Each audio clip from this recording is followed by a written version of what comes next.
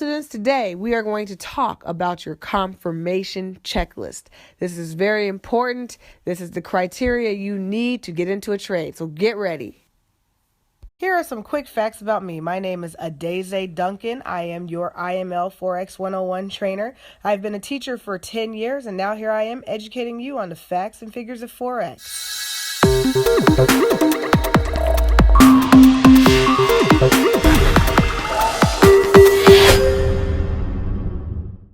Upon finishing this video, you should have a very good understanding of the following questions. Read through them quietly to yourself. As you are taking notes, make sure to pause this video in order to answer these questions. Before you take any trade, you should have an idea of why you're taking this trade. You should know very well why you're actually entering this trade. I don't know, this might date, this video, but I'm going to go ahead and mention it. There's a show that's popular right now, especially in the US, called Shark Tank. All right. The Shark Tank, for those of you who have not seen it, is a show with a bunch of investors called sharks. These are some major investors. They got lots of money. They're billionaires and, super duper millionaires. They got a lot of money. They want to invest their money. And then you've got these bright and hopeful individuals that come into what we call the tank, the Shark Tank. All right. They come in and they pitch their ideas to these sharks, the investors.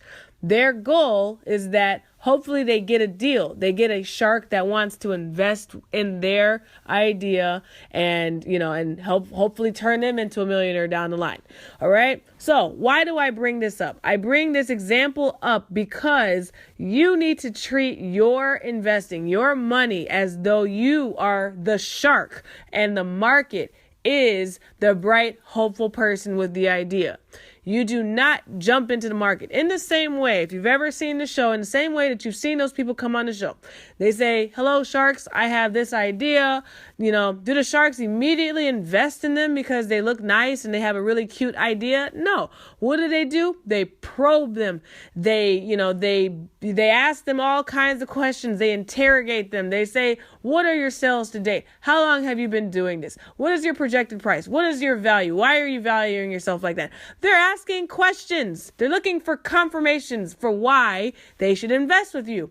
And based on how you answer, then they will invest or they don't. All right. You treat the market the same way. You don't just throw your money into the market. If you want to throw your money away, contact me. All right. I will make sure to give you my address. You can just send it this way.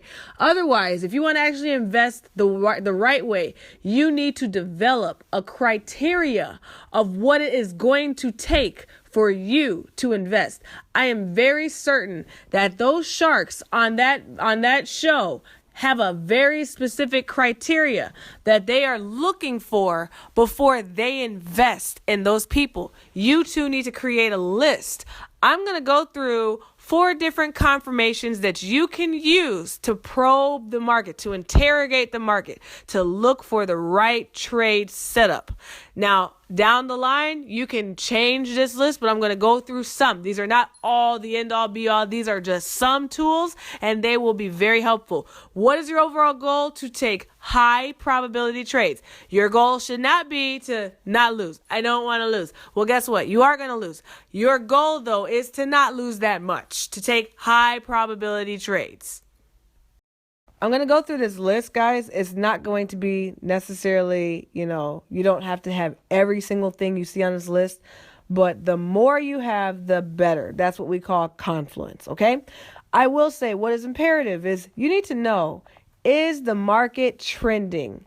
Do you see the market trending at all? Remember, we know, back when I did a video on what is a trend, we know that we need to go with the flow, or also knowing the trend is your friend. We also know that it's best to look on higher time frames. The trend is your friend. Why is it your friend? Because if you know that it's going down, it's on a downtrend, then you know that anywhere you're looking for a long-term sell, you're going to be in a good situation. So if you're looking to get into a sell and you know this is on a downtrend, then that should already give you some confidence. That should give you confidence for your confirmation. If you're looking for a buy and it's on an uptrend, then that should give you confidence. If you're looking for a buy on a downtrend, then you are going to know that you should be looking for something that's not going to be very long term. Remember, if it's on a downtrend, you should be looking for sales.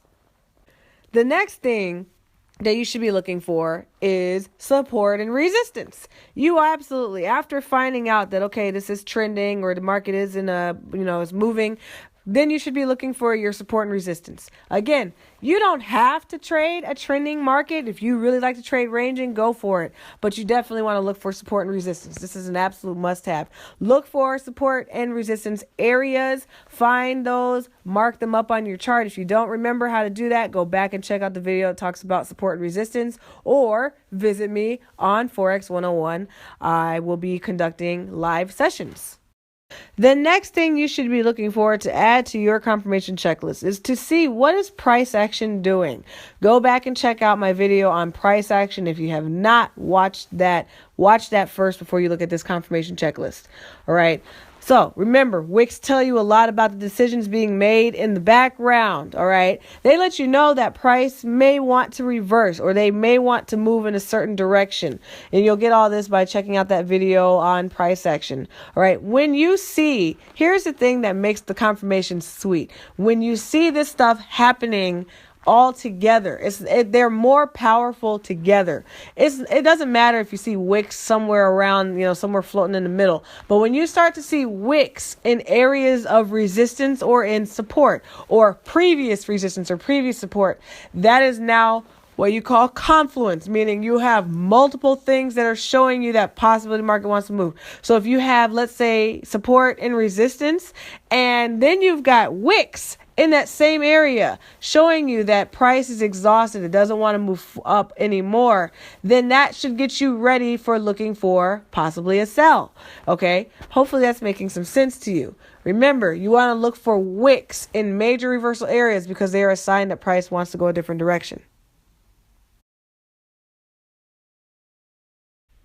Another criteria that I look for is consolidation. We talked about consolidation in the past. Remember, consolidation is that sideways movement. Usually it's a trader's worst nightmare, but when you're using it in conjunction with everything else, it can actually be your best friend. Why?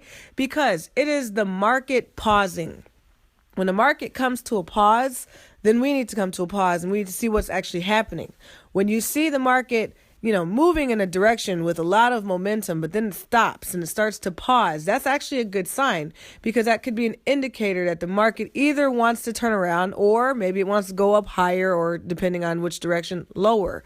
Nonetheless, it allows you the opportunity to start to get a strategy in place. So consolidation is very good, especially when you see it in conjunction with support and resistance areas, also known as major reversal areas. It's good when you see wicks happening along the same time. These are all nice indicators that the market wants to turn around. The trend line is another excellent tool to use on our criterion list because, remember, we talked about it in the past. Trend lines are diagonal support and resistance. So in the same way that we see and we use support and resistance, trend lines also give us some good information about what the market wants to do. We want to see the market respecting the trend line. And in the event that it is not respecting the trend line, that tells us something. We want to get into position for if then. Here's another one, pretty much a no-brainer. You want to look for signs that the market wants to go in the direction you think. If you see that, okay, price is at support and resistance, hey, there's been wicks in the past, but currently there's a nice fat candle that's showing no wicks at all, which really means that it's showing that price probably wants to continue in the direction that it's going, which is not the direction that I want it to go, that's not a time to get in. But if you see that, okay, price is going in this direction, and it looks like it's struggling, like the candles are getting smaller, the wicks are getting longer, there's consolidation happening, and I see that price is starting to fall just like I want it to. Okay, there you go. No brainer. You want to get in when the market looks like it's doing what you want to do.